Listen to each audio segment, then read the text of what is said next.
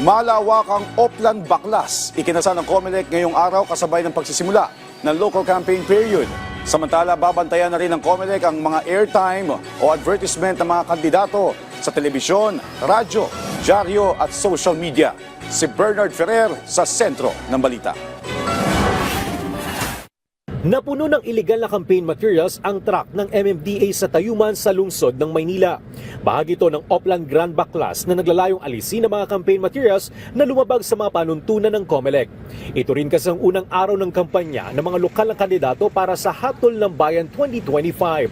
Ayon kay COMELEC Chairman George Garcia, matagal na lang itong hinintay dahil noon ay mga aspirant pa lamang ang mga politiko. Ngunit ngayon ay opisyal na silang kandidato na kailangang sumunod sa mga alituntunin ng ahensya. Ang mga nabaklas sa campaign posters ay idodonate sa Bureau of Jail Management and Penology para ma-recycle. Simula bukas magpapadala na ng sulat ang COMELEC sa mga kandidato upang ipabaklas ang kanilang campaign materials na nakalagay sa maling lugar. Kung hindi pa rin sumunod makalipas ang 3 araw, magpapalabas ang COMELEC ng show cause order. Maaaring humantong ito sa pagkakadiskwalipika o election offense na may kaukulang parusang pagkakulong ng 1 hanggang 6 na taon.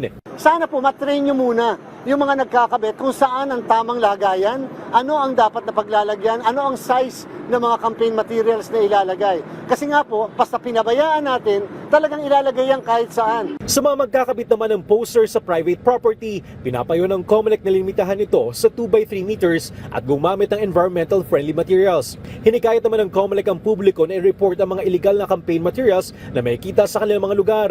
Mahigpit ng babantayan ng COMELEC ang airtime o mga advertisement ng 44,000 kandidato sa telebisyon, radyo, dyaryo at maging sa social media upang matiyak na maisasama ito sa kanilang Statement of Contributions and Expenditures or SOSE. Kasi sa unang araw pa lang may gasto sila. Yan ba ay nai-report? Yan bang mga donasyon ay naisama? Yan bang mga ginastos ay naisama? May natira ba? At yan bang natira binayaran ng income tax sa ating BIR?